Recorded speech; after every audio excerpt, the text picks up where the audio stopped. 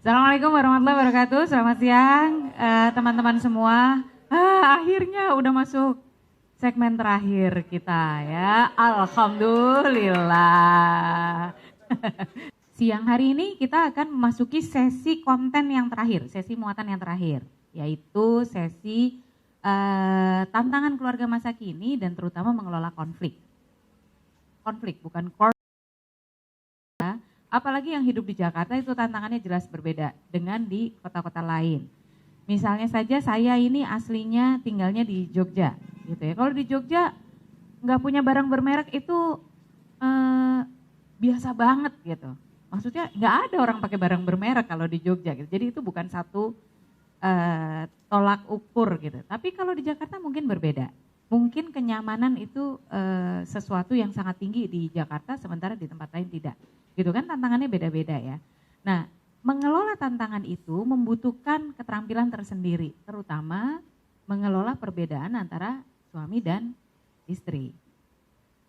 Karena perceraian itu bisa terjadi, keruntuhan rumah tangga bisa terjadi karena banyak isu, tetapi sebabnya biasanya cuma satu, tidak bisa mengelola perbedaan.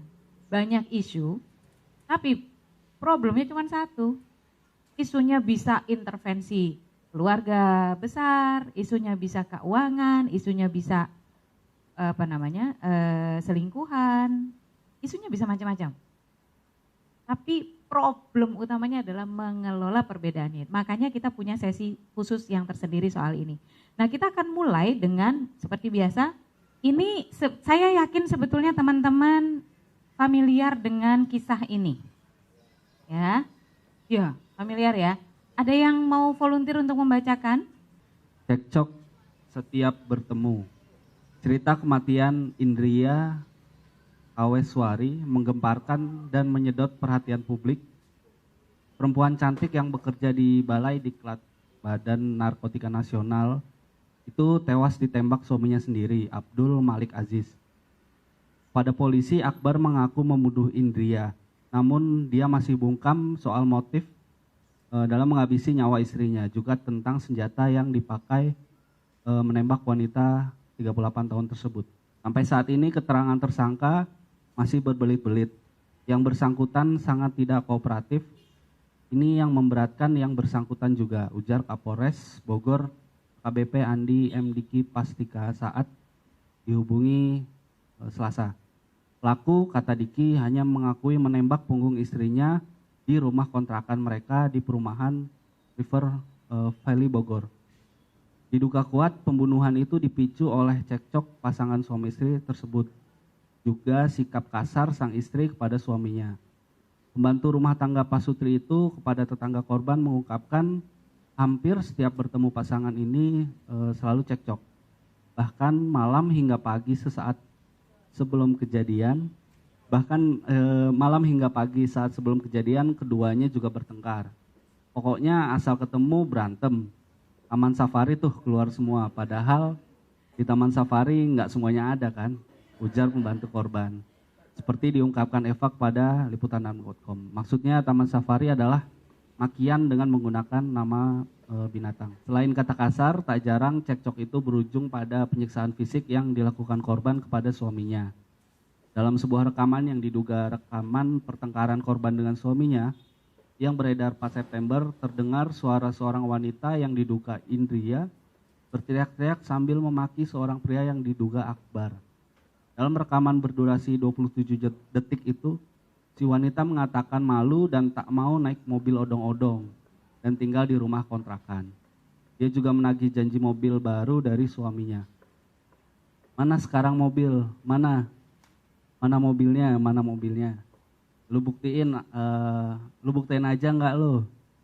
Yang ini yang itu bacot semua. Coba mana realisasi? Mana bacot? Ya, teriak wanita itu dengan nada tinggi. Pada pertengkaran itu, wanita tersebut berkali-kali memaki dan menyebut suaminya dengan nama binatang. Sedangkan pria yang diduga Akbar tak melayani amukan si perempuan. Ya baru kemarin jangan dipukul-pukul dong, ucap dia. Saya cuma mampu berusaha hanya memberikan nafkah sesuai kemampuan saya, ujar pria tersebut. Soal pertengkaran dan perlakuan kasar, korban diakui oleh saudara dan ibunda Akbar. Ibunda Akbar Aisyah saat ditemui di rumahnya di Warakas, Jakarta Utara, mengatakan telah berkali-kali meminta anaknya menceraikan Indria. Coba kalau sudah cerai, sudah selesai urusannya. Gak kayak gini, mak nyesel kenapa dia gak nurutin. Kata perempuan 67 tahun itu menahan tangis. Menurut Asia, anaknya menderita sejak menikah dengan Indria. Diketahui 3 tahun terakhir, Akbar sering berkonsultasi ke dokter kejiwaan. Asia menduga anaknya mengalami tekanan jiwa akibat tuntutan dan perlakuan kasar istrinya. Sabar digebukin, saking gak mau keluarga dengan dia, akhirnya ya begini. Maaf ya, pas mau hubungan suami istri aja pernah diludahin kena mukanya. Dibilang gak level, gue sama lu, gue levelnya pejabat, ujar Asia, menceritakan kejadian yang dialami anaknya. Asia mengaku mengetahui prahara rumah tangga Pak Sutri itu dari Akbar sendiri. Dia mengatakan Akbar sering pulang ke Warakas dan mengadu tentang kejadian yang menimpanya. Awalnya Asia dan 6 saudara Akbar tak percaya dengan perilaku korban. Namun akhirnya mereka percaya setelah mendengar sendiri rekaman yang diberikan Akbar. Oke, terima kasih Mas Riko. Tepuk tangan untuk Mas Riko, bukan untuk kasusnya ya. Oke, jadi kasusnya saya ada yang baru pertama kali ini dengar? Nggak ya, semua udah tahu bahwa ada problem ini. Ini problem sangat real. Kalau kita buka di website gitu ya, di apa namanya di online news portal gitu, itu kita klik satu masalah begini aja, itu kasus-kasus yang lain bermunculan gitu. Yang anak dianiaya, yang apa namanya, yang pemukulan, yang pokoknya macam-macam. Dan itu tantangan yang sekarang ada. Nah, pertanyaannya adalah bagaimana kita melihat kasus-kasus seperti ini, kita bisa belajar dari kasus-kasus ini.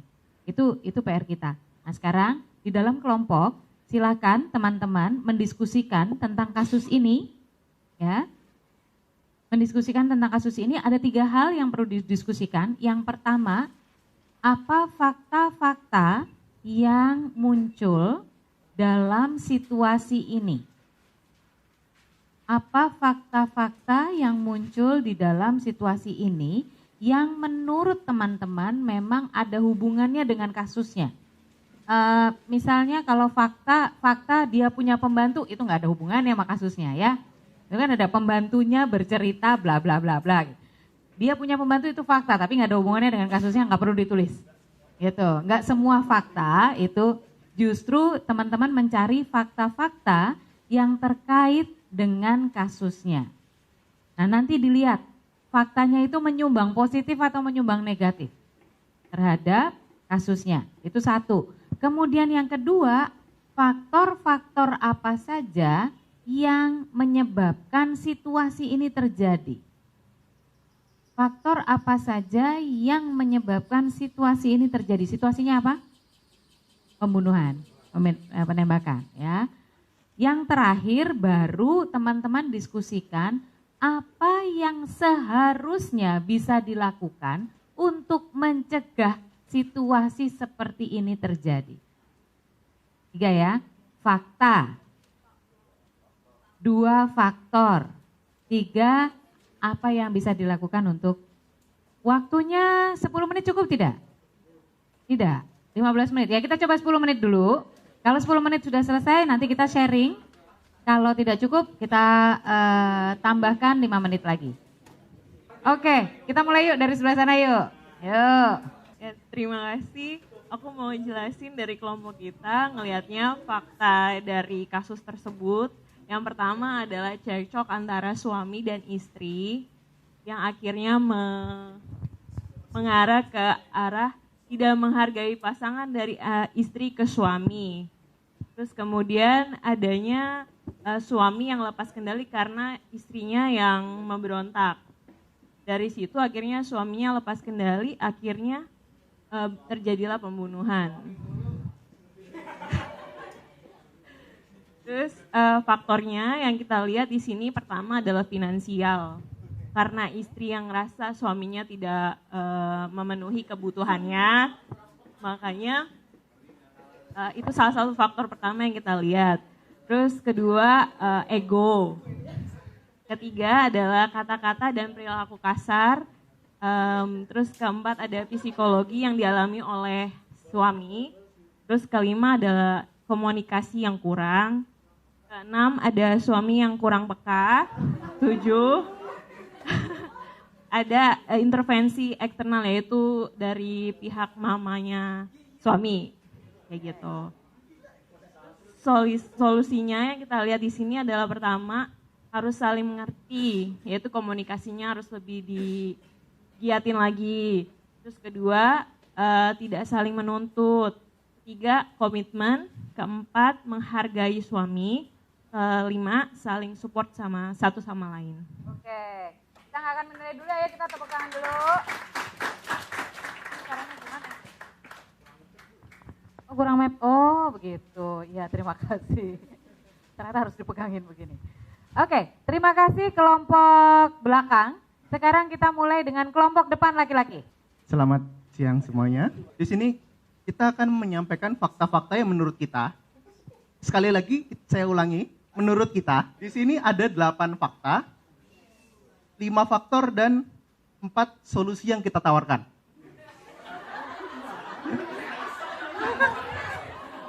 Yang pertama dari fakta yang kita dapat. Jadi di sini faktanya adalah terjadi cekcok pasutri tiap bertemu.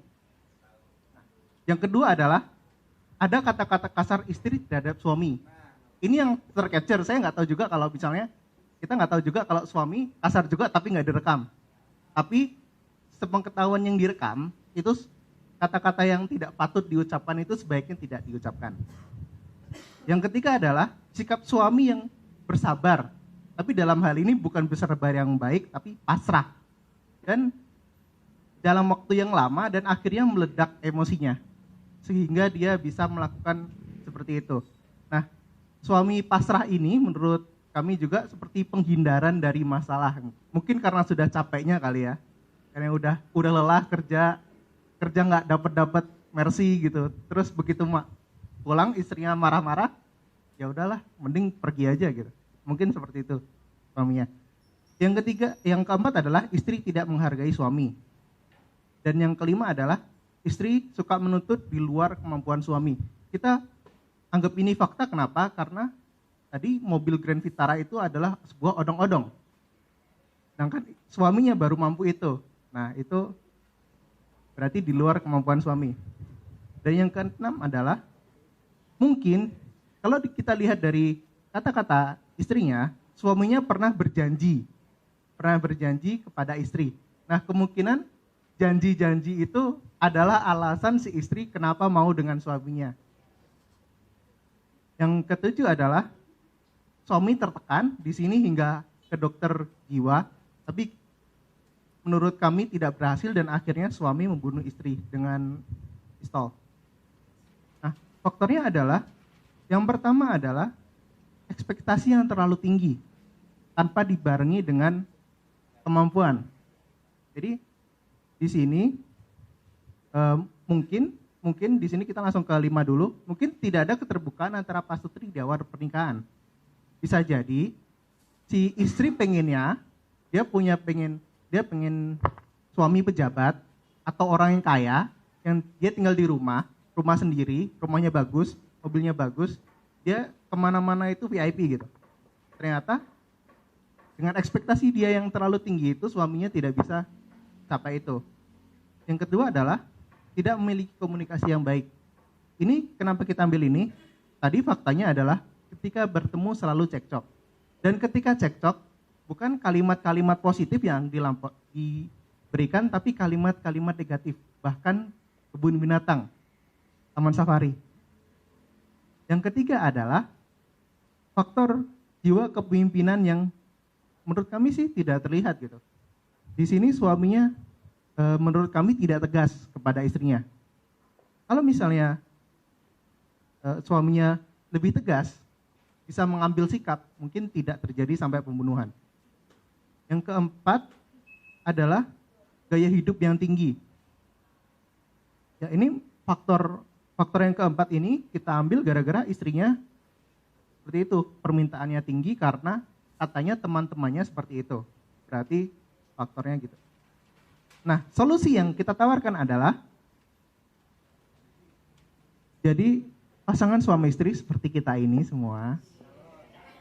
Jadi calon pasangan suami istri, jadi harus mengetahui perannya masing-masing dalam keluarga. Jadi sebelum kita nikah, sebaiknya kita saling jujur, kita tuh seperti apa, terus kita mampunya gimana, tujuan kita seperti apa gitu. Jadi ketika udah nikah itu, oh ya udah nggak jauh beda gitu. Jangan-jangan janjiin mercy, dikasihnya bebek. Kan? Odong-odong, sorry di sini odong-odong. Yang kedua, ilmu agamanya harus ditingkatkan. Kan kata ahli kan harus meningkatkan spiritual quotient. Jadi kalau kita sudah ini ibaratnya kan kalau ilmu agamanya tinggi, dia lebih hablum minan nas gitu kan. Hablum minallah. Jadi dia nggak memikirkan dunia gitu. Jadi nggak harus mobilnya bagus-bagus sudah cukup gitu. Yang ketiga adalah komunikasi yang baik. Di sini komunikasinya harus diperbaiki lagi, terutama ketika berkonflik. Jadi kalau berkonflik itu nggak boleh ada kata-kata yang negatif atau seminimal mungkin kata-kata negatif. Dan yang terakhir adalah ikut konsultasi kedua pasutri itu. Karena seperti menurut kami konflik yang terjadi itu udah nggak bisa diselesaikan sendiri. Udah masing-masing sudah sama-sama kuat, sama-sama merasa benar. Jadi baiknya langsung ke ahlinya, langsung misalnya ke psikolog untuk membantu sebagai penengah, sebagai mediator. Soalnya kalau di sini suaminya mengadunya kepada ibunya sendiri, itu menurut kami tidak objektif atau subjektif sekali. Seorang ibu pasti membela anaknya. Begitu pula mertua selalu membela anaknya gitu. Kalau seperti itu terus nggak akan kejadian, malah memperburuk masalah. Jadi menurut kami bagusnya konsultasi langsung ke ahlinya, ke psikolog. Terima kasih. Terima kasih, tepuk tangan buat cowok-cowok depan. Hasil dari kelompok kami mengumpulkan fakta. Faktanya itu pembunuhan, kekerasan fisik dan emosional, serta arogansi istri. Kemudian faktornya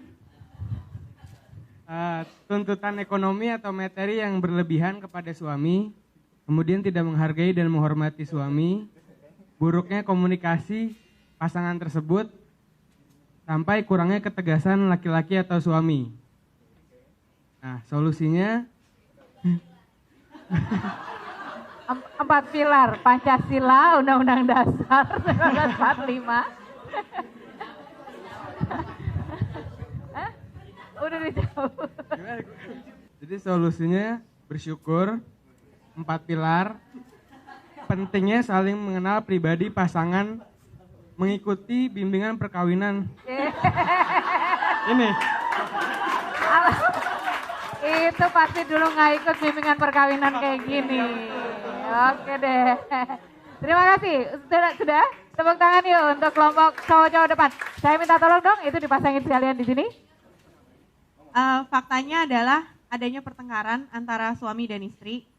Terus ditemukan rekaman video pertengkaran. Terus kemudian suaminya depresi. Dan akhirnya konsultasi ke psikiater ya. Oke, terus faktornya yang menyebabkan suaminya akhirnya membunuh istrinya adalah istrinya merasa suaminya memberikan janji. Terus kemudian istrinya menagih janji dan terlalu menuntut. Istrinya berkata dan berlaku kasar. Itu yang akhirnya menyebabkan suaminya udah gak tahan lagi, terus akhirnya ngebunuh istrinya. Terus solusinya adalah sebenarnya kedua belah pihak tuh harus menyadari adanya masalah dalam rumah tangga. Harus sadar dulu, kalau mau minta dibantu harus sadar dulu ada masalah. Oke, kalau udah sadar boleh minta bantuan kemana? Ke keluarga atau ke pihak ketiga yang didengarkan oleh kedua belah pihak. Misalnya konsultan perkawinan atau ada pemuka agama seperti itu. Dan kalau misalnya udah nggak bisa lagi dan akhirnya saling menyakiti, bahkan membunuh, ya itu kan bahaya banget gitu. itu mungkin perpisahan sebagai jalan yang terakhir. Itu aja. Terima kasih, tepuk tangan. Oh, emang kelompok ini ya yang cukup untuk jadi esai. Iya. Kasus ini sebetulnya kita sampaikan untuk membantu teman-teman memahami beda antara fakta dengan judgmental. Menilai dengan fakta. Karena seringkali ketika kita berhadapan kita berada dalam situasi-situasi dilematis atau situasi-situasi konflik, yang terjadi adalah judgement kita yang main. Kita menilai terlalu cepat, kita merasa itu fakta, padahal sebetulnya tidak. Makanya exercise-nya, latihannya adalah yang pertama mencari faktanya apa. Jadi itu pesannya buat adik-adik semua. Kalau nanti berada pada situasi konflik, yang pertama fokus cari fakta, sensitiflah, pekalah terhadap judgement kita. Jangan sampai judgement kita itu, penilaian atau penghakiman itu yang kemudian jadi menguat. Kenapa? Karena biasanya problemnya di sana. Teh 1 gelas dikasih gula putih 2 sendok makan, manis atau tidak? Yakin? 1 gelas biasa, 1 gelas biasa, gelasnya sama. 2 sendok makan, manis atau tidak? Faktanya apa? Faktanya teh 1 gelas dengan 2 sendok makan gula. Manis atau tidak itu judgement. Karena diaduk atau enggak, atau karena buat orang-orang tertentu itu tidak manis. Manis atau tidak adalah sebuah penilaian, itu terserah kita. Buat suami saya itu enggak manis, dia 3 sendok makan. Baru dia bilang manis. Buat saya itu udah manis banget. Gitu. Ya, jadi fakta itu 1 gelas teh dikasih 2 sendok makan gula. Manis, tehnya nggak manis, oh ini kurang manis, ini manis banget. Itu adalah judgement. Penting sekali untuk membedakan antara fakta dengan judgement, karena judgement itu adanya di kepala kita, bukan di realita. Prinsipnya begini, kepala kita mencerna apa yang ada di depan kita ini, itu seperti kita melihat Google Map. Google Map itu realita bukan? Google Map itu realita bukan? Atau peta apapun deh, realita bukan? Bukan, itu adalah gambaran. Bisa dibuat sedetil mungkin, bisa, tapi dia tetap peta. The map is not the territory, gitu istilahnya. Peta itu peta. Itu tergantung yang gambar. Nah, kita sebagai manusia perlu hati-hati dengan peta yang kita miliki. Gitu ya. Misalnya begini, ini fakta. Tidak menghargai pasangan, suami lepas kendali, pembunuhan, itu fakta. Tidak menghargai pasangan, istri ke suami, itu fakta.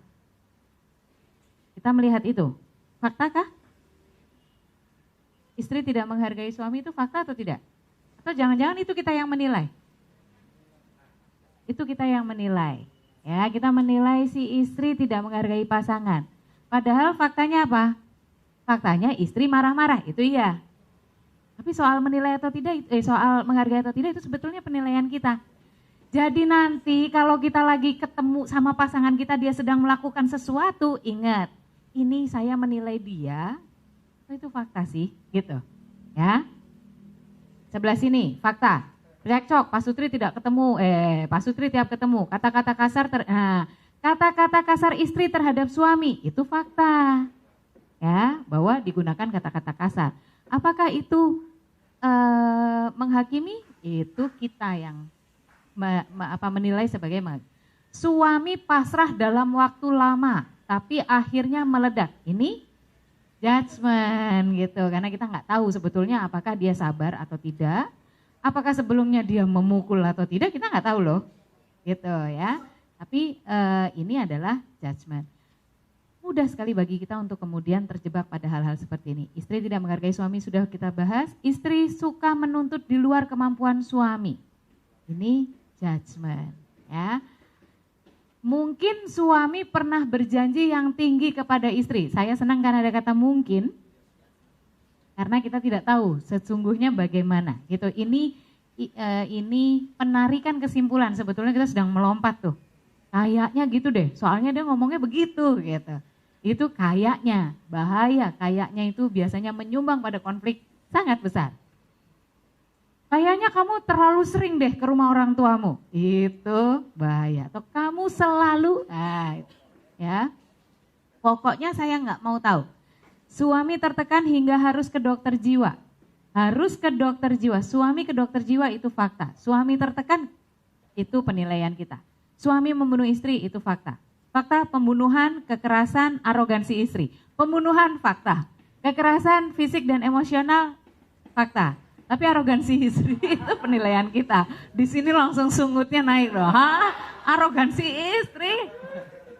Gitu ya. Pertengkaran antara suami dan istri. Terdapat atau ditemukan adanya rekaman video pertengkaran. Yes, itu fakta. Suami depresi dan berkonsultasi ke psikiater itu fakta. 4 sudah ya. Terus faktornya ada faktor finansial, ada faktor ego, ada faktor kata-kata dan perilaku kasar, psikologi, kemampuan komunikasi kurang, suami kurang peka, intervensi eksternal. Kasus ini menarik, kenapa? Karena kita melihat bahwa tidak ada yang baik. Dalam tanda kutip tidak ada tokoh baik dan tokoh jahat. Protagonis antagonisnya tuh nggak ketemu. Karena dua-duanya menyumbang persoalan. Nah, itu juga kita perlu pegang di kepala kita. Ketika ada persoalan, pasti kita menyumbang pada persoalan itu. Sumbangan kita apa? Itu adalah PR kita untuk mencari. Jadi kalau ada persoalan, di antara kita dengan pasangan suami istri, kita pergi kemana yang pertama kali harus kita lakukan? Ke cermin. Setiap kali kita punya masalah dalam kehidupan kita pergi kemana? Pertama kali ke cermin. Berkacalah dan bertanya, kontribusi saya apa ya terhadap masalah ini? Persoalannya jadi begini, ini kontribusi saya apa ya?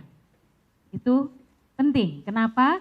Kalau kita mulai dari kita, akan lebih mudah setelah itu kita kemudian mencari dari tempat lain. Tapi kalau kita blaming, menyalahkan, kita sudah memulai dari titik yang salah. Kalau kalau umroh tuh mikotnya salah gitu. Tempat memulai perjalanannya sudah salah. Kenapa? Karena menyalahkan pihak lain. Maka pertama adalah ke cermin gitu ya. Ini faktor-faktornya, faktor jiwa kepemimpinan suami yang tidak terlihat. Waduh. Berat ini. Jadi suami harus menjadi pemimpin. Sebetulnya hadisnya semua orang adalah pemimpin. Dan dia akan diminta untuk bertanggung jawab atas semua hal yang dipimpinnya. Begitu ya. Mungkin di sini yang ingin disampaikan adalah harusnya si suami ini menjadi kepala keluarga, karena itu dia yang tegas, yang beda antara tegas dengan kasar. Ya. Sebetulnya apa yang diperlukan, suami istri tidak memiliki komunikasi yang baik. Oh, ini faktornya ya. Suami istri tidak memiliki komunikasi yang baik, tidak ada keterbukaan antar pasutri, mirip-mirip. Tidak menghargai dan menghormati suami, buruknya komunikasi, kurangnya ketegasan laki-laki. Sudah. Istri menagih janji dan terlalu menuntut. Istri berkata dan berlaku kasar, suami memberikan janji. Oke. Nah, solusi ini menariknya adalah saling mengerti dan komunikasi, tidak saling menuntut, komitmen, menghargai suami, saling support. Kok nggak ada yang menghargai istri? Solusinya menghargai suami tapi tidak ada menghargai istri. Kurang lengkap. Pasutri harus mengetahui perannya masing-masing di dalam keluarga. Yes, ilmu agama harus ditingkatkan. Nah ini dia, ilmu agama harus ditingkatkan. Boleh setuju, boleh tidak. Kalau menurut saya harus hati-hati. Ilmu agama itu yang mana? Karena kita seringkali terjebak pada ritual, tapi value-nya tidak, gitu. Ya, kita seringkali terjebak pada hal-hal yang sifatnya kita fokusnya ke fikihnya, aturannya, tapi kita lupa di balik itu hukum Islam itu ada, aturan itu dibuat untuk melindungi 5 hak dasar manusia kan, ya, maqasidus syariah itu, ya, hifdzuddin, perlindungan terhadap agama kita, hak kita untuk beragama, perlindungan kepada pikiran kita, hak atas pikiran kita, hak atas tadi apa? Agama, pikiran, keturunan, harta, satunya ibadah sudah, agama, sebentar, saya ingat-ingat, ini kok jadi hifdzuddin, hifdzun nasl, hifdzun mal, harkat dan martabat. Ya, jadi sebetulnya hukum Islam itu, fikih itu dibuat aturannya untuk melindungi itu, untuk memastikan bahwa hak hidup kita terjamin, hak reproduksi kita terjamin, begitu loh. Tapi kadang-kadang kita ini terjebak sama ritual. Jadi ilmu agama yang mana nih? Gitu. Apakah rajin mengaji akan membuat pasangan suami istri ini bisa lepas dari persoalan ini? Belum tentu. Apakah umroh setiap tahun bisa yang saya ingin ingatkan adalah bukan ritualnya tapi spiritualitasnya, nilai-nilainya itu yang lebih penting. Itu dilakukan dengan ngaji, dengan mempelajari lebih jauh, iya, gitu ya. Jadi bukan hanya ilmu yang sifatnya ritual. Komunikasi yang baik, sering ikut konsultasi kekeluargaan di pihak-pihak terkait dan ikut bimbingan perkawinan, ya. Kalau sudah tidak sanggup, minta bantuan ke keluarga pihak ketiga, kedua pihak salah satu menyadari adanya masalah dalam rumah tangga dan perpisahan sebagai exit way. Ya, di dalam Islam walaupun perceraian itu sesuatu yang tidak disukai oleh Allah, tapi disiapkan juga sebagai jalan terakhir. Tapi ya jangan gampang-gampang lah, masuk ya, gitu. Yang kan nggak gampang, pasti ada proses yang panjang, harus berusaha menyelesaikan dulu, berusaha memperbaiki perkawinan. Saya sampai sekarang dari sekian banyak yang saya tangani itu satu saja yang tidak survive, yang lainnya survive. Kenapa? Karena saya meyakini pasti bisa, cuman ini loh, selah-selahnya ini loh. Mencari selahnya itu loh, mencari keselarasan itu loh. Kalau belum sampai ke titik baliknya gitu, sebetulnya bisa. Saya meyakini bisa asal dua-duanya punya niat yang baik, tentu saja gitu ya.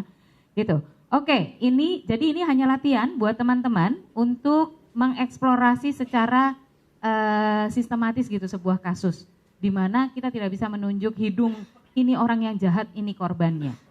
Gak bisa lagi, siapa korbannya? Korbannya suami atau korbannya istri? Dalam banyak hal, dalam hubungan kita dengan pasangan kita tidak juga seperti itu.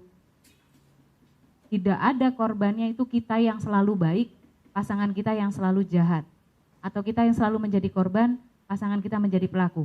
Tapi kalau kita konflik nih, sering banget pasangan suami istri ngomong, dia tuh selalu menyakiti saya, selalu. Dia selalu menyakiti, lupa bahwa kita juga sering menyakiti dia gitu ya, dan bahwa ada kontribusi kita. Oke, nah, jadi kira-kira kalau melihat tadi kita tahu apa saja datang dari mana sih persoalan ini? Dari dalam dan dari luar kan? Bisa datang dari luar, tapi bisa juga datang dari dalam. Kalau dalam kasus ini dari dalam banget, tidak ada yang datang dari luar. Tapi kira-kira persoalan apa yang datang dari luar yang kira-kira bisa membuat konflik terjadi antara kita dengan pasangan? Orang tua, intervensi orang tua. Tadi mana tuh? Ada intervensi eksternal, intervensi orang tua. Kenapa kok intervensi orang tua bisa mengganggu hubungan? Karena subjektif, tidak objektif lagi. Apalagi? Sebetulnya intervensi dari luar itu seberapa mengganggu sih? Besar. If you let them. Ya. Di luar tuh terjadi apapun, tidak akan mempengaruhi kita kalau kita tidak membiarkan itu mempengaruhi. Ya, jadi dari luar intervensi dari orang tua, dari mertua bisa besar kalau kita membiarkan itu terjadi. Nah, ada yang namanya circle of concern dan circle of influence. Saya boleh pinjam. Dalam kehidupan kita itu ada yang namanya circle of concern sama circle of influence. Ya, ini circle of influence. Artinya apa? Artinya apa? Ada hal-hal yang dia bisa kita pengaruhi. Tapi ada hal-hal yang mengganggu kita dan gak bisa kita apa-apain di sini. Karena kita mau ngapain juga kondisinya gak berubah, itu di luar pengaruh kita. Kalau di luar ini berubah, yaitu karena mereka memang berubah gitu, situasinya memang berubah. Circle of concern adalah hal-hal yang bisa kita pengaruhi langsung atau tidak langsung, bisa kita pengaruhi. Circle of concern adalah hal-hal yang kita concern tetapi tidak bisa kita pengaruhi. Sikap orang tua kita masuk di mana? Circle of concern. Ini sikap orang tua nih. Kenapa? Kenapa sikap orang tua masuknya di sini? Karena kita nggak bisa ngapa-ngapain. Kan katanya gini ya, berdasarkan penelitian nih, perempuan itu dalam satu hari rata-rata mengeluarkan kata-kata itu 15.000 per hari. Laki-laki itu 7.500. Mertua itu 25.000. Enggak, ngarang. Yang terakhir ngarang. Gitu, ya. Itu kalau yang dua tadi fakta, itu hasil riset 15.000 dan 7.500. Jadi mas-mas ya, mas-mas kalau pulang ke rumah ketemu sama istri, terus istri cerita macam-macam, itu tolong diterima sebagai menghabiskan jatah. Jangan dianggap rewel banget sih istri gue, bawel banget, aduh ngomong terus kapan berhentinya. Itu jatahnya. Nah sebaliknya, kalau pasangan bapak-bapak ini pulang nanti ke rumah, terus mereka diam aja berarti jatahnya udah habis gitu. Jangan dianggap, ini kayaknya marah sama gue gitu. Jangan, itu jatahnya udah habis. Santai aja. Kamu cerita dong, kamu tadi ngapain aja? Besok ya yang hari ini udah habis. Santai gitu loh kalau menikah itu, waduh semua kok kita bikin pusing. Jadi gini ya, jadi ada yang namanya circle of concern. Ini adalah hal-hal yang terjadi di luar kendali kita. Ada hal-hal yang bisa kita kendalikan. Hal yang paling bisa kita kendalikan apa? Diri kita. Di luar bisa hujan. Hujan masuk di mana? Circle of concern. Waduh kalau hujan nanti kita pulangnya gimana gitu kan. Tapi kan kita nggak bisa ngapa-ngapain terhadap hujannya. Kecuali kalau kita pawang hujan. Ya, itu. Tapi circle of influence kita apa? Keputusan kita mau keluar atau tidak, mood kita dipengaruhi oleh hujan atau tidak, itu keputusan kita.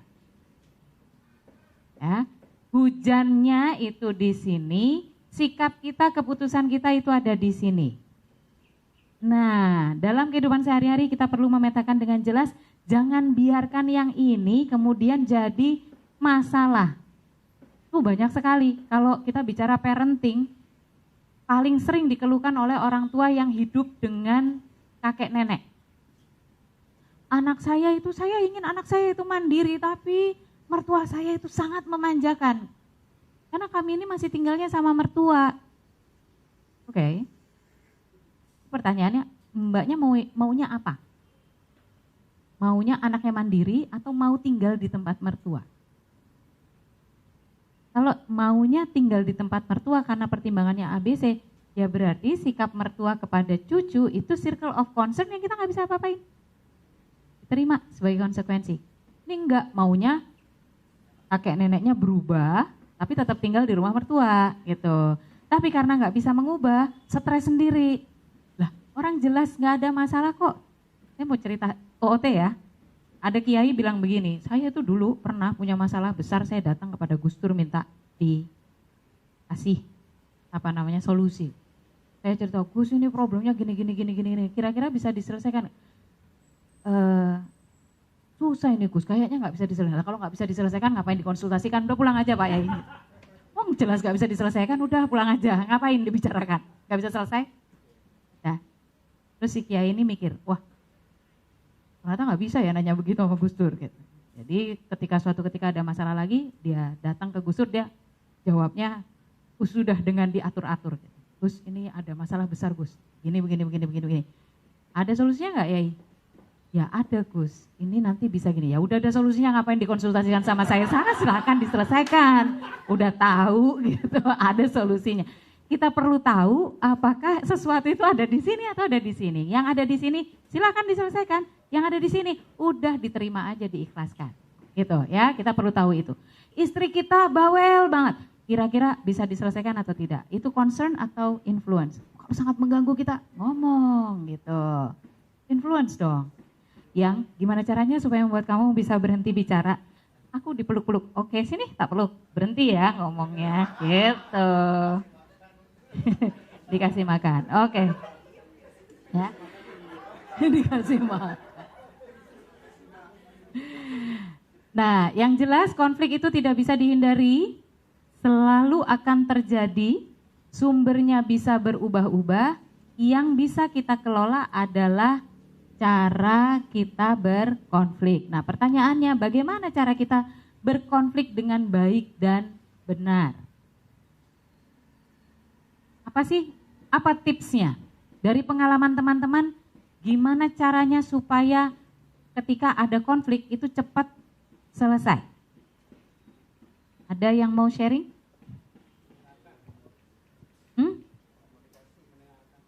Mendengarkan. Komunikasi. Tarik nafas. Banget Mas. Tarik nafas. Apa lagi? Tarik nafas. Sudah. Komunikasi. Komunikasi itu gede ya. Itu payung besar. Tapi mendengar itu teknik yang lebih. Menyampaikan maksud kita apa? Refleksi diri, pergi bercermin. Ya, refleksi diri, menyampaikan maksud kita apa? Apalagi? Memberi jeda. Me time. Ada yang butuh me time kalau lagi konflik? Ada ya, tapi ada juga yang tidak. Dia tidak tenang itu me time ya. Belum selesai tuh nggak bisa me time. Malah dimarahin. Gitu. Kamu malah ngilang sih. Ingat nggak kata orang bijak, selesaikan masalah sebelum matahari terbenam. Lah masalahnya aja muncul setelah matahari terbenam. Gitu. Apalagi? Masing-masing dari kita sebetulnya punya beberapa mekanisme yang akan membuat kita lebih reda.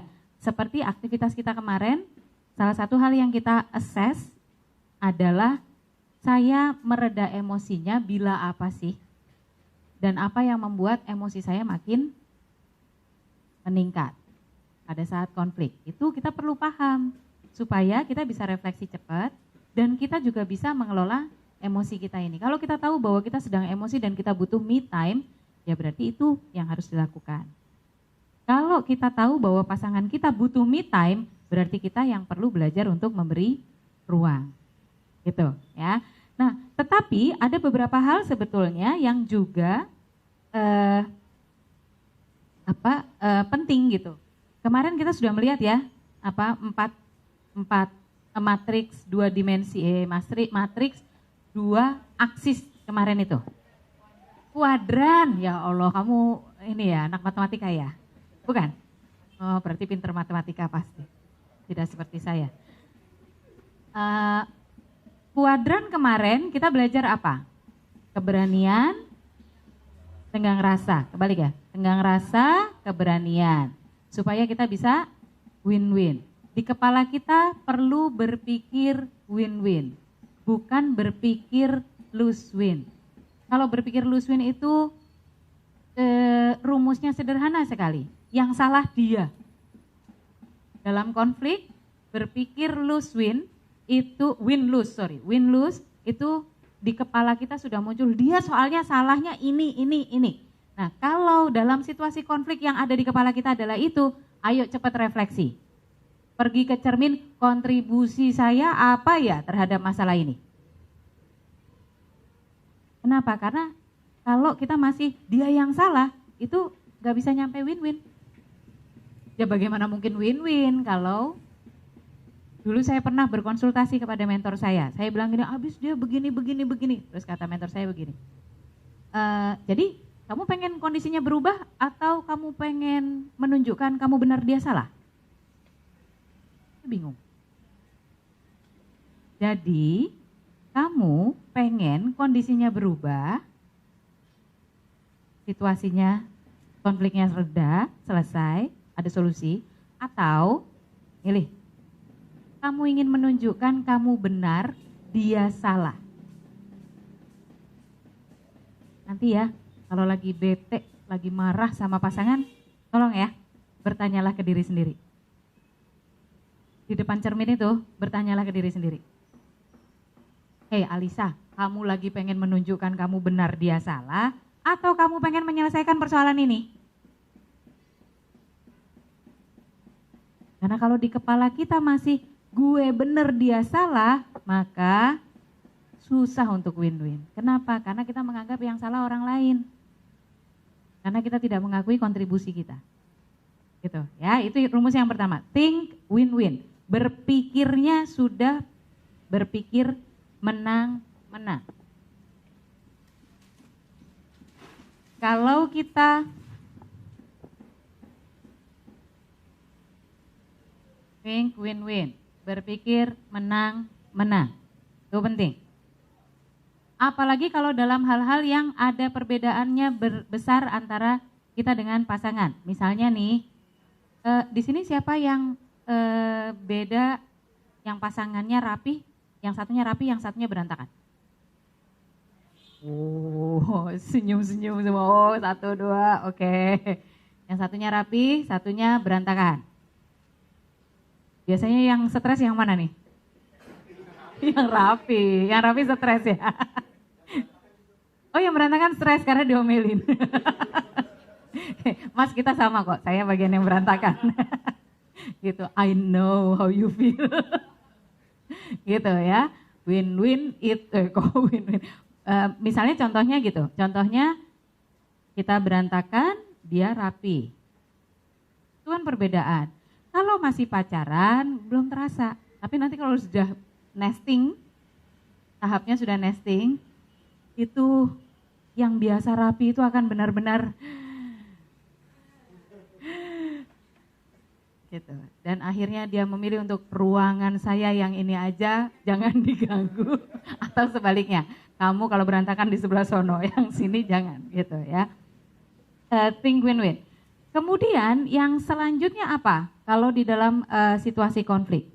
Nih yang pertama berpikir win-win, yang kedua menghindari apa kemarin penghancur hubungan ada berapa? Penghancur hubungan ada 4. Apa aja? Kritik, konten, merendahkan, membenci. Yang ketiga defensif. Yang keempat stonewalling. Ya, hindari penghancur hubungan itu. Hindari stonewallingnya. Me time itu tidak sama dengan stonewalling. Kalau me time itu begini, aku butuh waktu sebentar ya, aku udah ruwet banget nih, aku udah gak bisa lihat persoalannya. Aku butuh waktu sehari aja, kasih aku waktu sehari. I still love you, but please give me a day, gitu. Besok kita omongin, oke? Itu tentu berbeda dengan stonewalling. Kalau stonewalling, si istrinya atau si pasangannya bilang, ini harus diselesaikan, kamu gak bisa seperti ini. Diam aja, malah main game. Klik, gitu. Malah main game. Kamu selalu begitu? Iya, malah semakin blocking. Udah gak masuk sama sekali ke otak. Serah deh ya, paling juga sebentar lagi kamu berhenti, gitu. Itu penghancur hubungan. Jadi penghancur hubungan itu hindarkan. Yang 4 itu ya. Terus kita hati-hati dengan perbandingan 8:1 itu. 1 positif. Hati-hati dengan ini. Kita awasi kata-kata kita dan sikap, perilaku kita, dan keputusan-keputusan kita. Dan yang terakhir itu adalah prinsip seek first to understand. Berusaha memahami terlebih dahulu. Ini yang tadi nih kata-kata yang kata-kata klise selalu muncul tapi paling susah untuk dilakukan. Saling mengerti, tidak saling menuntut, saling support, komunikasi yang baik, bersyukur, saling mengenal. Ya, ini apa nih? Kedua pihak atau salah satu menyadari adanya masalah dalam dalam rumah tangga. Dalam RT, menyadari masalah dalam RT gitu. Saling menuntut. Kita bilang ya itu suami istrinya saling menuntut. Jangan saling menuntut. Jangan saling menuntut itu yang seperti apa? Ada menuntut yang positif nggak, Mbak? Menuntut untuk menjadi lebih baik. Itu positif atau enggak? Mendukung, bukan menuntut, ya. Ketika kita menuntut, kita mengharuskan orang lain untuk bertindak seperti yang kita mau. Kalau mendukung, itu bedanya, aku tahu kamu sekarang lagi ngejar promosi. Aku bisa bantu apa? Itu mendukung. Ya. Kamu deadline-nya lagi ini ya, deket banget ya, aku bisa bantu apa? Itu mendukung.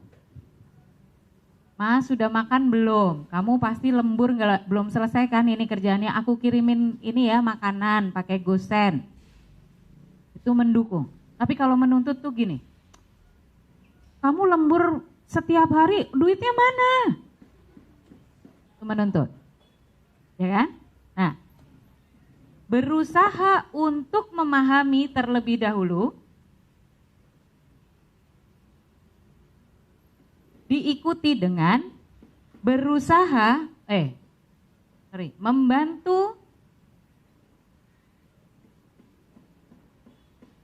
dia memahami kita. Tadi itu Mbak Abi sempat ngomong, berani menyampaikan, menyampaikan keberatan, menyampaikan isi hatinya, menyampaikan kebutuhannya, gitu. Ini sayangnya kalau saling menuntut itu dibalik. Minta dipahami terlebih dahulu, ini bila perlu. Ini bila perlu, bila memungkinkan, bila kita nggak emosi, bila kita nggak ini, nggak itulah, pokoknya banyak gitu ininya. Tapi kamu harus memahami saya dong. Kamu kan suami saya, harusnya kamu bisa mengerti saya. Menikah sama dukun apa bagaimana? Itu banyak sekali tuh. Istri saya harusnya dia mengerti saya dong. Mas, menikah sama paranormal. Kok minta istrinya bisa membaca pikiran saya, pikiran kebutuhan saya? Nggak bakal bisa gitu. Nah, makanya rumus ini menjadi penting. Bahasa Inggrisnya prinsipnya namanya seek first to understand, then seek to be understood. Ini nggak bisa dipisahkan. Nggak bisa dipilih salah satu. Nggak bisa yang penting dia memahami saya. Atau gak bisa kita merasa bahwa saya sudah memahami dia. Gak bisa. Dan ini adalah prinsip kunci di dalam semua bentuk konflik. Prinsip kuncinya adalah seek first, cobalah, usahalah untuk memahami dia terlebih dahulu dalam konteks tersebut. Pakai mantra apa? Dia pasti punya alasan untuk melakukan itu. Apa alasannya? Itu yang sekarang tugas saya untuk mencari tahu. Baru setelah itu, bantu dia untuk memahami kebutuhan kita. Bantu dia untuk memahami kebutuhan kita. Jadi majunya itu, kita mundur dulu ya, berusaha untuk memahami mengapa dia begitu, baru setelah itu kita maju membantu dia memahami sudut pandang kita, kebutuhan kita. Gak boleh dipisah, gak boleh dibalik, ini pakem. yang banyak orang memahami karena itu jadi loose. Sementara yang satunya menuntut karena itu jadi win terus. Gitu. Oke, sekarang kita latihan. Ayo sama pasangannya masing-masing. Kita sama aja, teman-teman boleh memilih antara dua. Yang satu adalah settingnya, salah satu pihak sukanya jalan-jalan.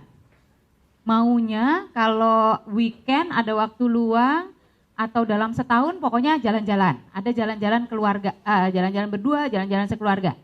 Yang satunya sukanya di rumah, nggak suka jalan-jalan. Ya, nah silakan memilih perannya, lalu berkonfliklah dan berusahalah untuk mencapai solusi kesepakatan yang enak itu bagaimana. Ya, yang satu suka jalan-jalan, maunya jalan-jalan, yang satu sukanya di rumah dan menganggap jalan-jalan itu menghabiskan uang. Tambahin. Silakan dikonflikkan. Pilihan yang kedua settingnya yang bisa dikonflikkan adalah ya tadi itu yang berantakan, yang satu berantakan banget gitu. Oh yang itu aja, menyelesaikan sendiri. Sekalian menyelesaikan, mumpung ada mediator nanti tenang. Yang satu berantakan banget, yang satunya rapi banget. Yang rapi borderline OCD, obsessive compulsive disorder. Gitu. Yang satunya super berantakan. Silakan memilih peran salah satu lalu berkonfliklah.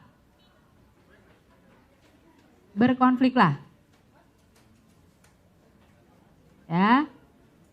Setelah berkonflik kira-kira teman-teman gini, kira-kira orang berantem banget gara-gara ini kenapa sih gitu. Itu yang teman-teman latihkan. Supaya bisa merasakan feel-nya, lalu habis itu berantem yang baik dan benar tadi. Gitu. Nyari solusi atau kesepakatan. Silakan. Boleh sih milih yang lain boleh. Cuman kalau masalah real boleh, mumpung ada saya dan ada Paman Dodo boleh deh. Nanti kalau ada apa-apa langsung konsultasi. Nah itu dia masalahnya. Boleh.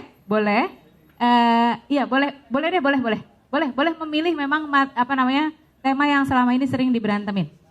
Tapi kalau yang itu langsung pakai yang ini aja ya. Langsung pakai cara berantem yang baik dan benar. Karena udah biasa kan berantemnya soal itu. Nah udah sekarang pakai cara berantem yang baik dan benarnya. Think win-win, jadi berpikir win-win, tidak menang kalah, tidak saya benar dia salah. Kemudian yang kedua, hindari penghancur hubungannya, defensif, hindari stonewalling, dihindari menyerang, membenci itu dihindari, dan peka terhadap berantem pasti. Gitu. Oh mau berantem dulu, kayaknya butuh katarsis ya mas. Boleh mau berantem dulu boleh, yang paling penting kan gini, kalau ada topik yang selama ini mengganjal di antara teman-teman dan sering jadi sumber persoalan, coba dibicarakan saat ini. Bicarakanlah, nanti kalau teman-teman sudah mulai merasa bahwa ini kayaknya kok jadi begini ya kita ngomongnya nih, cepat ingat tips-tips ini. Oke? Berantemnya saya batasi ya, 10 menit saja. Ntar kalau nggak keterusan, nanti ada yang pulang dari sini tiba-tiba kan nggak lucu gitu. Oke, silakan 10 menit.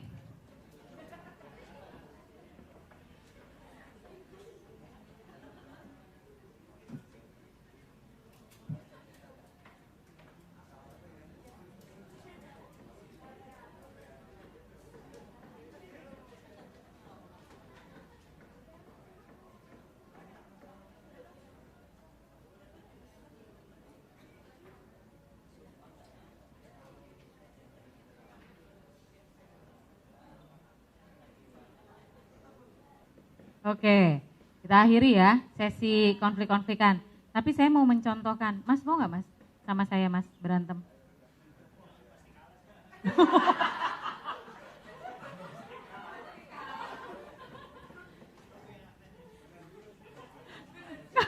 Kau udah pasti kalah aja, belum tentu. Enggak, kita nggak akan berantem. Yuk, sama temenin saya yuk. Yeay. Oke.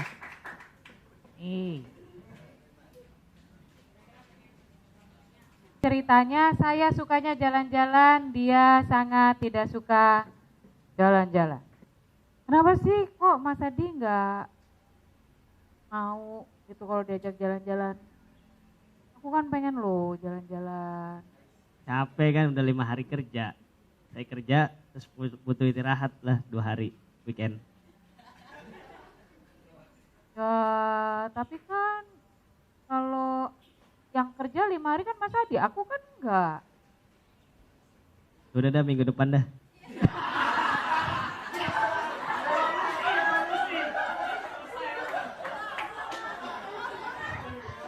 Selesai nggak konfliknya tuh kayak gitu? Saya, Selesai, on the spot. berarti saya bener kalah kan? Selesai konfliknya saat itu juga. Tetapi feelingnya Mas Adi bagaimana soal ini? Pending problem, ya, pending problem. Saya tetap tidak memahami kenapa kok dia nggak suka jalan-jalan. Sikap-sikap kayak gini itu seakan-akan sekilas menyelesaikan persoalan, tapi sebetulnya tidak sungguh-sungguh menyelesaikan persoalan. Ya kenapa? Karena pacarnya tetap nggak paham. Pacarnya tetap nggak paham kenapa nggak suka jalan-jalan. Ada persoalan yang lebih besar yang sebetulnya mengganggu, tapi akhirnya kita memilih untuk kompromi. Kita memilih untuk udahlah, ya udah deh ngikutin kamu aja deh daripada berantem. Ya. Kalau nggak ngikutin berantemnya makin parah, terus gimana dong?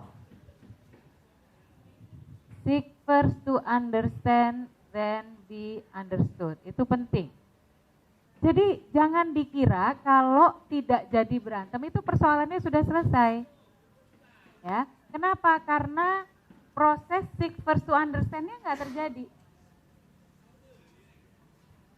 Harusnya bagaimana? Harusnya pertanyaannya gini nih, kenapa sih Mas kok buat kamu kayaknya berat banget untuk jalan-jalan, sering jalan-jalan? Pertanyaan itu beda dengan pertanyaan saya tadi. Pertanyaan saya tadi, kenapa sih nggak mau jalan-jalan? Nadanya aja udah beda. Nadanya menuntut. Sementara pertanyaan yang barusan, ya, saya berusaha untuk memahami. Kenapa sih Mas? Kok Mas tuh kayaknya berat banget kalau diajak jalan-jalan. Apa sebetulnya yang mengganggu? Ya, itu membutuhkan latihan memang. Membutuhkan latihan untuk tidak berhenti. Jebakannya itu sangat mudah untuk memilih mengalah. Udahlah ngalah aja daripada berantem. Udah ngalah aja daripada berantem. Udah ngalah aja daripada berantem. Terus begitu sampai akhirnya meledak. Aku selama ini selalu ngalah. Gak pernah minta apa-apa. Gitu. Kenapa? Karena prosesnya tidak dilakukan untuk seek first to understand, memahami terlebih dahulu, baru berusaha untuk memahamkan. Ya, ini seperti ini Mas Adi sebagai suami itu juga perlu untuk, emang kenapa sih kamu selalu minta jalan-jalan, kenapa? Kenapa harus selalu jalan-jalan? Kalau kita sekali-sekali di rumah, problemnya apa buat kamu?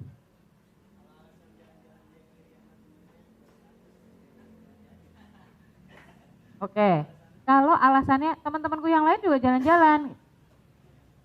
Ya temanmu yang lain kan nggak pacaran sama aku.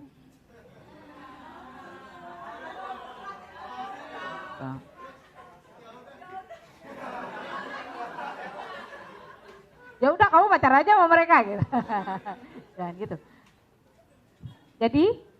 Jadi berusaha untuk memahami itu penting. Kita jangan terus, ya emang pacar saya begitu sih orangnya, atau emang suami saya tuh orangnya begitu. Justru itu loh sumber masalahnya. Problem kita, the problem is not the problem is how we deal with the problem. Nah, yang jadi masalah itu bukan masalah itu sendiri, tapi bagaimana kita mengelola masalah itu. Makanya nih untung nih keluar ya, jangan cepat pasrah. Jangan pasrah, jangan cepat-cepat ngalah. Tapi bukan ngajak berantem artinya gitu. Ya, bukan ngajak berantem. Jangan berhenti dengan mengalah, jangan berhenti dengan yang penting persoalannya sekarang berhenti. Jalan pintas itu selalu menimbulkan lebih banyak perkara daripada jalan yang semestinya. Jalan pintas selalu menimbulkan perkara lebih dari semestinya. Kenapa? Karena ada hal-hal yang tidak selesai kalau kita melakukan ngambil jalan pintas. Udahlah daripada berantem udah ngalah aja deh. Mau nonton apa? Pengabdi Setan. Jangan dong, nonton yang ini aja gitu. Kamu dari kemarin-kemarin nontonnya yang pilihan kamu melulu. Kok aku terus sih yang berusaha memahami kamu gak pernah memahami aku, merembet kemana-mana. Gitu akhirnya udah Pengabdi Setan ayo. Gitu. Terserah. Nah, kalau soal terserah, kalau kalau pasangan kita suka jawab terserah, itu ada dua kemungkinan. Yang pertama dia pasrah dan dia nggak berani menyampaikan apa yang jadi kebutuhannya karena tahu dia pasti kalah. Ya, itu berarti ingat kontribusi kita di mana, kontribusi dia di mana, itu kita cari. Intinya adalah kita kembali ke melihat kelemahan kita, melihat kelebihan pasangan. Kembali ke rumus, pasti dia punya alasan melakukan ini dan kita seek to understand. Jangan berhenti dengan shortcut. Jangan mengalah. Jangan mengalah ya. Dalam konflik jangan mengalah. Jangan mengalah Pak. Dalam konflik jangan mengalah. Karena mengalah itu membuat masalahnya sebetulnya tidak selesai tapi kita menghentikan konfliknya. Itu kayak gencatan senjata. Gencatan senjata di dalam konflik antar negara, gencatan senjata itu bukan penyelesaian konflik. Itu hanya narik nafas. Kalau ada gencatan senjata, setelah itu baru kita negosiasi damai. Gimana nih supaya berhenti konfliknya? Gitu. Gencatan senjata, jangan ngalah ya besok-besok ya. Tapi jangan mengalah itu tidak berarti terus memperpanjang konflik gitu loh. Tapi balik ke sini. Mas Adi latihan untuk menggali mengapa dia begitu. Karena teman-temanku juga jalan-jalan. Masa kita nggak jalan-jalan? Kalau kita cari yang pas buat kita, tidak ngikutin teman-temanmu, kira-kira apa yang buat kamu bahagia? Hanya gitu. Kalau kita nggak ngikutin cara teman-temanmu mencari sesuatu yang memang membuat kita bahagia, apa? Karena tujuannya kan untuk bahagia, gitu, ya. Jadi gitu teman-teman ya untuk konflik. Sebetulnya masih banyak cara-cara untuk untuk mengelola konflik, tetapi balik-baliknya sebetulnya ujung-ujungnya ya ini. Think win-win, hindari penghancur hubungan, waspada, perhatikan soal sikap dan kata-kata yang kita pakai negatif positif, dan yang terakhir yang paling penting, seek first to understand, then seek to be understood. Kita berusaha memahami, lalu kita membantu dia untuk memahami kita. Jadi teman-teman sekalian, memang kita tidak menyelesaikan sampai yang bagian terakhirnya untuk role play lagi. Harusnya masih ada satu role play lagi masing-masing, tapi nggak apa-apa. Semuanya ada di dalam buku. Aktivitas-aktivitasnya juga ada di dalam buku. Itu bisa teman-teman lakukan di rumah. Buku itu udah kayak buku babon, makanya tebal. Banyak sekali hal-hal yang tidak kita bicarakan tapi ada di dalam buku itu. Terutama di dalam mengelola konflik dan tantangan kehidupan berkeluarga. Jadi moga-moga apa yang kita bahas di sesi sore hari ini bisa membantu teman-teman untuk mengelola perbedaan dengan baik dan bergerak menuju keluarga yang sakinah, mawaddah, warohmah. Saya atas nama pribadi aja. Terima kasih untuk kontribusinya, untuk sharingnya, untuk keikhlasan membuka diri kepada teman-teman yang lain. Sudah pernah tahu prinsip Chatham House Rules? Chatham House Rules itu satu prinsip yang meminta kita untuk menyimpan apa yang terjadi di tengah kita, terutama info-info dari kawan-kawan ini, sharing dari kawan-kawan, untuk kita sendiri tidak dibawa kemana-mana. Itu untuk menghargai privasi kita semua, untuk menjaga rasa saling percaya. Jadi kita pakai ya, Chatham House Rules-nya, tidak ada Facebook post atau Twitter atau apa yang terkait dengan hal-hal sensitif yang kita bicarakan. Kalau mau soal menterinya atau soal fasilitatornya yang oke, oh boleh. Enggak ya. Tapi kisah-kisah yang sensitif ini moga-moga tidak sampai keluar untuk kita saling menghargai. Dan saya sangat berharap kegiatan kita nggak selesai sampai di sini.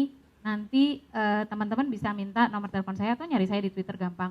Kalau memang mau bikin grup untuk terus mendiskusikan ini, pertemuan misalnya berapa waktu sekali, saya sangat bersedia. Gitu, oke? Saya rasa itu, terima kasih. Assalamualaikum warahmatullahi wabarakatuh.